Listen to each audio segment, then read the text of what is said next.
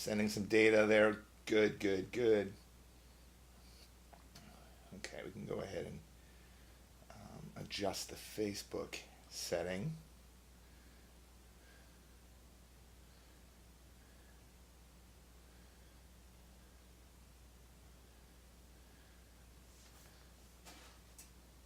All right, it's 4 o'clock in the morning. Nobody restreams. Nobody live streams and restreams to multiple platforms at 4 o'clock in the morning. It's a little crazy to do that. Look at me, I'm crazy. Let's go here. I'm going to share this to a few groups. You know what? I'm going to edit it. It's pretty late. Let's share this to a couple groups.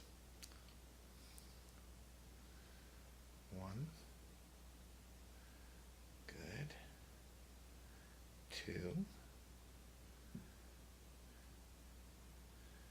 Good.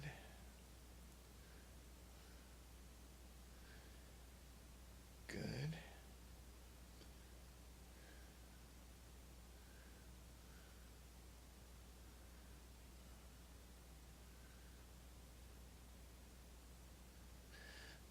One more.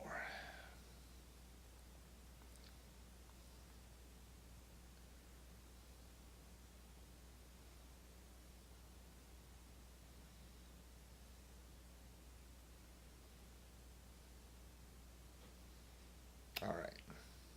Somebody's up on Facebook and somebody's on Periscope. I know Periscope is going away soon, so it's kind of cool to see people out and about up there on Periscope. Well, you still can be, right? I can see this space. There we go, that's better. You can see this space that goes through my hat there, like it's levitating or something. This may be the latest you've ever seen anybody live stream. It's not normal to live stream at 4 a.m. I know that for sure. But I think I did all my little checklist here.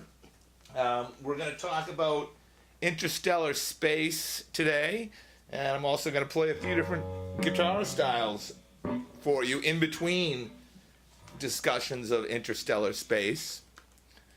We're going to start with some pick style things.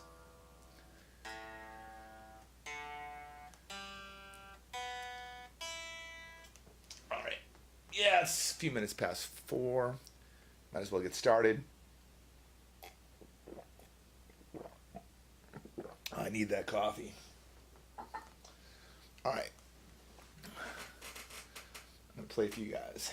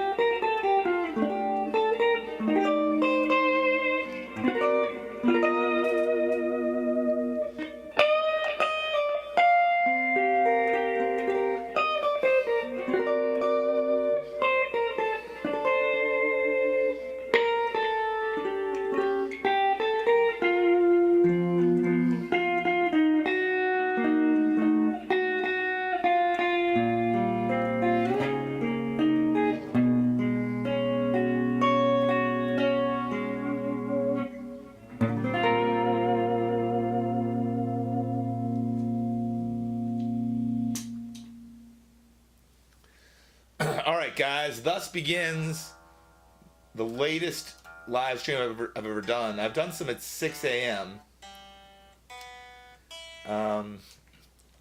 But never 4 a.m. And I've gone as late as 2 a.m. until last night when I did 3 a.m. But I've never done a 4 a.m. live stream before. And I need coffee. I definitely, let's freshen up this coffee. And this is what we'll do. I'm going to talk to you about interstellar space. Just wrapping up this virtual tour where, starting with Mercury, I went through all the planets, including Pluto, which is a dwarf planet. And then Planet 9 last night. So let's see if I can tell you some fast facts about interstellar space. The first thing is the nearest star to Earth is out of reach using current technologies. The distance from the Earth to the moon is minuscule from the distance to our sun, and the distance from the sun, from us to our sun, is minuscule compared to Proxima Centauri. It's part of a triple star system called Alpha Centauri. It's about 4.24 light years away from Earth. So that would take a long time for us to get there, even if we're going the speed of light, which, let's hurry up on that technology, okay? The Deep Space One ion drive is currently our fastest means of travel, and it would take us 18,000 years to get to Proxima Centauri. That's too slow. Proxima Centauri has potentially a habitable planet in its orbit. So they're talking about something called Proxima b, which is a planet that falls within temperatures that life could develop. So I think we should go check it out. And then they're saying that there's new methods and theories for interstellar travel. We're already working on those. The private firm Breakthrough Starshot wants to get to Proxima Centauri in our lifetime. That's a lot better than 18,000 years from now. They're saying solar sails could one day take us beyond our stars, which is great. And then they're saying another alternative to a solar sail would be a magnetic sail. The magnetic sail is a variation on the solar sail that is propelled by solar wind rather than by sunlight. Good. Interstellar travel near the speed of light is possible in theory. We just need to get to time travel. Let's do that. Anyway, I'm going to tell you some more stuff about interstellar space, but first I'm going to make the rounds, just see who's up here. I see a few comments. Andrew, thanks, man. I thought about wearing two things, Andrew. I'm wondering if my vocal level is a little bit better. I don't know if I'd explain this, but why not? This is the last time I'm doing this set, so I'll explain this about the setup I'm using here. You should be hearing me speak only through your right speaker, and then when I'm playing guitar, you hear ambient sound, like room sound, in the right speaker, and you hear direct in the left. So it's just an experiment. Something that I'll do when I track electric guitars a lot of times is I'll mic a cabinet up or a combo up or whatever, and then also blend that with a direct signal. So that was kind of the experiment here. I recognize that I get lazy about talking into the mic, but if I talk into the mic, it's probably loud enough. I wonder, when I go back here, there's a limiter on my voice, so it's probably not that much quieter. But, oh, okay, there you go. Andrew, I know you got to go. You got to get up early. Man, it's already early. But, Andrew, thanks for dropping in. And I see you, and I see Alana up there. I see a couple of people up there still, but I wanted to say hi to you, Andrew. Good morning, Alana. Thanks for posting the tip jar there. Let's take a look here. Anybody have any questions about interstellar space or anything? I see a couple people. I see, oh no, hold on. Let me refresh the page. I'm looking at the stream from last night. Here we go. And YouTube. What's going on with YouTube?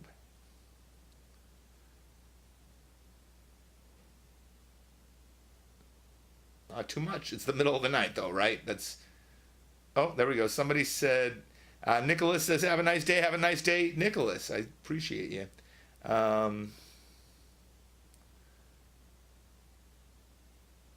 Irene, thank you for the like on the quarantine karaoke. Again, I don't think a lot of people are live streaming at this moment. Okay, so I'm gonna do some finger tapping for you. I gotta get a little more coffee in my system before I do that. Okay. It looks like there's a few people up on Facebook. So why not do some finger tapping? Is what I always say. Again, this will be the last time I'm performing this particular set. This is my 6th virtual tour. I did Delta Blues, then I did Beatles, then I did Boeing, then I did harmonica, then I did holiday music, and this time it's been solo electric guitar. I have a lot of projects, like recording projects, I need to catch up on, so I'm not going to schedule the next one. Historically, I've been doing them every 2 months since last April, so I can't say for sure I'll be doing one in April or not. I'll definitely do this again. I just don't know. What don't I know? I don't know exactly what I'll be playing. It'll be something different, right? And I also don't know exactly when it'll be. Like, I'll say this, it's going to be after I catch up with all the recording that I have to do. Then I'll look into it. Okay, so let's do some finger tapping for you guys.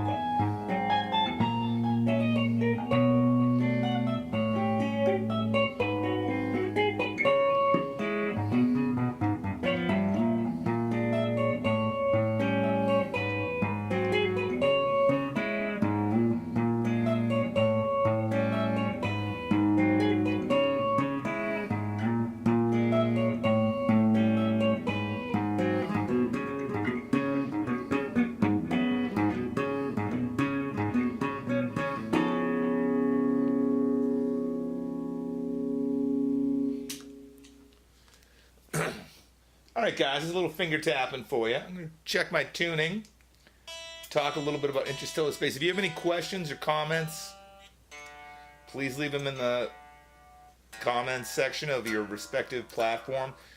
We're live streaming a couple places on Facebook, as well as YouTube and Periscope and Twitch. All right, more stuff about interstellar. A little coffee, and then we'll talk a little more about interstellar space.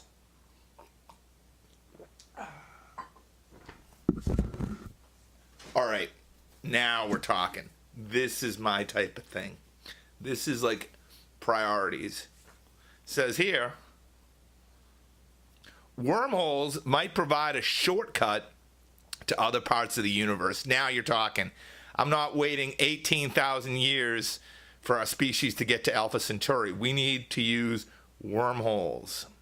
We talked about last night about Planet X. Maybe Planet X, maybe that's like a black hole or a wormhole or something we could experiment with to get to other planets sooner. Okay, but here we go. Here's some issues. We're not even certain that wormholes exist, and it's theorized that any type of matter that entered a wormhole would cause it to immediately close up. That's not good.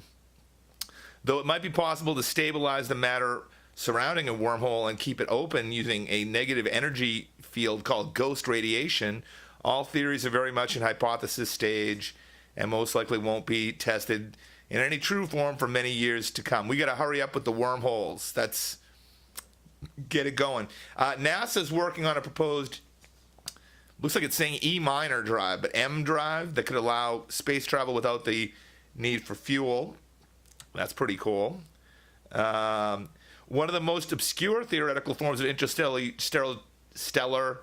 travel is the dark matter rocket. Now, if you guys watch that new Star Trek, what's Discovery, right? You remember first season, Black Alert. I like that. Maybe we could use black alerts, use some dark matter. They're talking about doing that. What's the advantage to dark matter versus an EM drive?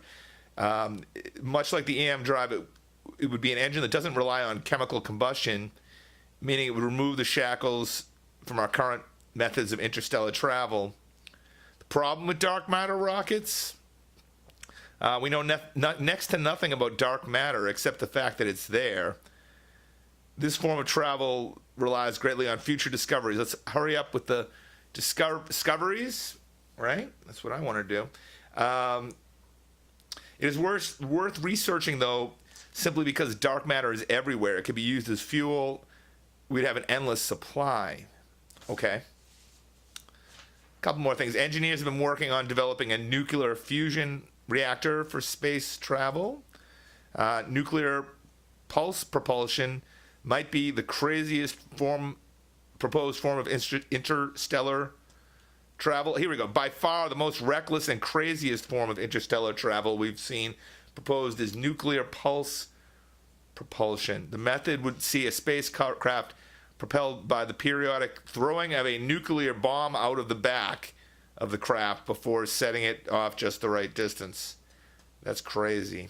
And then the last one, the Buzzard ramjet, that's Bussard, would provide a solution to the problem of heavy fuel. What are they telling us here? It's like a fusion rocket. Blah, blah, electromagnetic field. Okay. Just a few more things about interstellar travel coming up. But first, we're going to do some e-boing. And before I do that, I'm just going to make the rounds and just see if anybody out there is feeling chatty. Christina, how are you doing? Are you up early or are you up late? I see Christina Piunti in All Stars Live there. Let's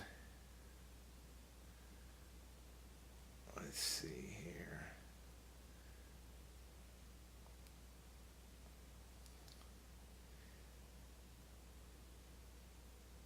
Yeah, I'm not seeing any questions. Hey, you know what? It's crazy early. Like I said, this is the earliest that I've ever live streamed. Okay. There's one more thing I'm tempted to do. Let me just see if it's here. Oh yeah, it is. I'm going to turn the volume down. I'm going to show you guys something. I'm just going to hold the screen up here. And I'm going to tell you who you're seeing on the screen. Here we go. View. Let's enter full screen. Alright, so this is something I'm working on. I'm going to be doing some recording for it this week. This is the band Sex and Witchcraft. It's new music by Sex and Witchcraft. You can see Paul and Ben and Penny. There you go. There's your sneak peek. Regular people don't get that type of sneak peek. You won't be seeing that again until I add guitar and a bunch of other stuff. You know, get that video ready to go. Okay. Where are we at? Take another sip of coffee. Do a little e-bowing. Tell you some more facts about interstellar space. How's that?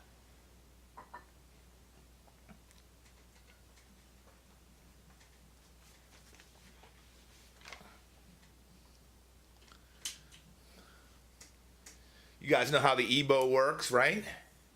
Little magnetic device on the guitar. And away we go.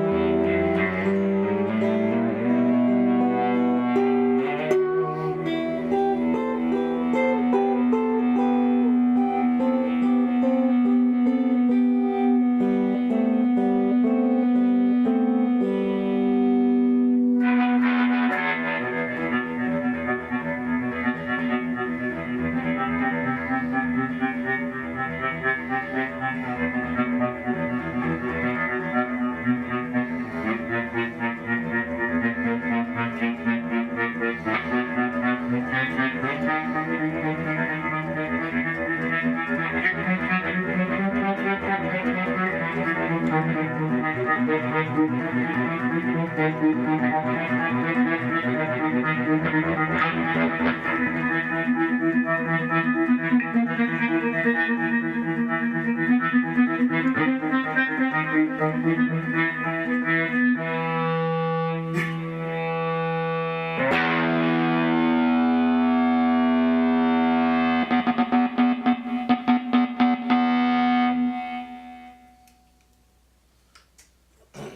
right, that's the EBow stuff.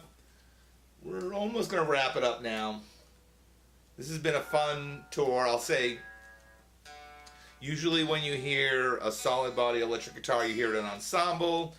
That's normally the way I play it. It's normally the way everybody plays solid body electric guitars. But it's a fun solo instrument. Everything's a fun solo instrument in a pandemic, right? Everything's a fun solo instrument in a pandemic. That's what. So what did I do? I did, steel string guitar, nylon string guitar, harmonica, electric guitar. The idea is play solos on every instrument you play. Put arrangements together. It's fun. All right. A few more things about interstellar space.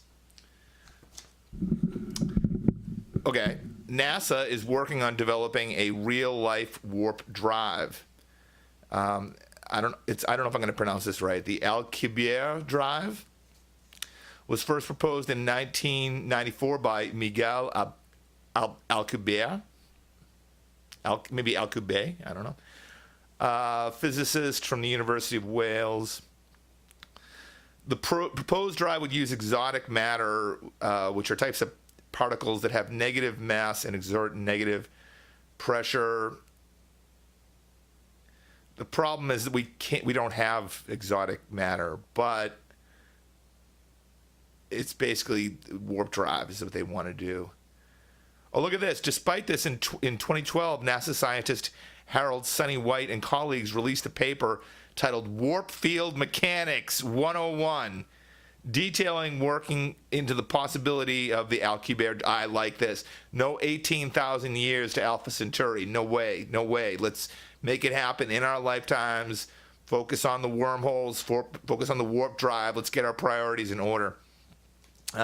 Astronauts will likely need traveling ecosystems to survive the trip. Oh, here's another one. It says cryo sleep is also being considered for the incredibly long journeys between the stars. So that makes me think right away about Buck Rogers in the 25th century. Not the original Buck Rogers, but it was late 70s, early 80s. There was a movie and a TV show. Buck got frozen for a long time. Also Lost in Space. That was their idea, was to freeze them for the long trip. They call it cryo sleep. I could use some cryo sleep after this. Then the final thought here is, will we ever reach another star? Experts believe we will. The whole trick is to get humans to work together. If we can do that, we can do it. Also, we sent out those Voyager spacecraft, so they're in interstellar space now. I want to say both of them are. I think the way it worked was, correct me if I'm wrong, but I think that Voyager 1 was going to visit like Neptune and Uranus, and Voyager 2 was skipping those and just heading out into interstellar space. But I think they're both in interstellar space now, sending back some information. People from other planets, if you're receiving this broadcast, let's hang out. Let's play some music. Let's jam, right? Okay, so there you go. There's my plea to life on other planets to come chill. Let's take a look here. Yeah, we're going to play just two more things, and this will be the end of this virtual tour. Thanks, everybody, for all your support. I know a lot of people may be watching this on replay because 4 a.m. is a crazy time to have a concert. It really is. Even for my West Coast friends, this would have started at 1 o'clock in the morning on a school night. So Let's go here and here and here and here. One more sip of coffee. We'll play some Van Halen. We'll play something else too. Just puff that hat up. Shout out to my girlfriend for being awake to run the tip jar and everything. Thank you. Okay. What do we need? This and this and this. All right, here's a little Van Halen for you.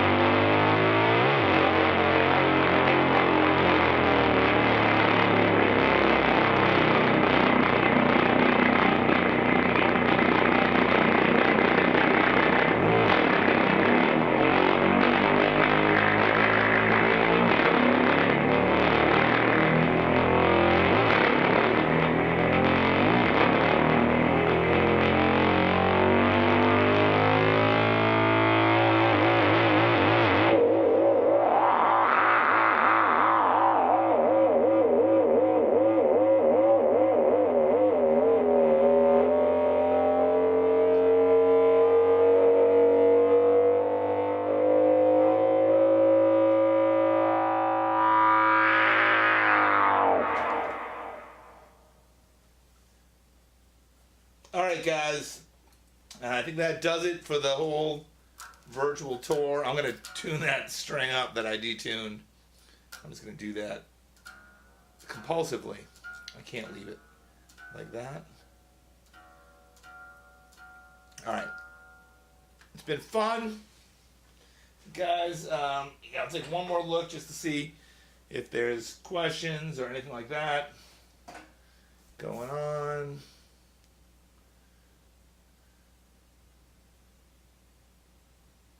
All right. That'll do it. Much love to you all. Thanks for your time, your support, your attention, your patience. I don't know when the next virtual tour is going to be.